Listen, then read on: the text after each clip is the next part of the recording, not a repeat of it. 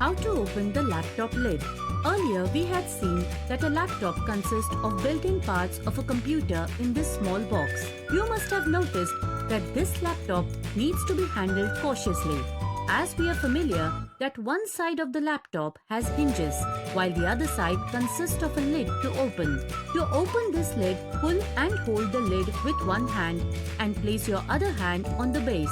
Next, slowly and carefully pull the lid upwards. You can see the laptop is open.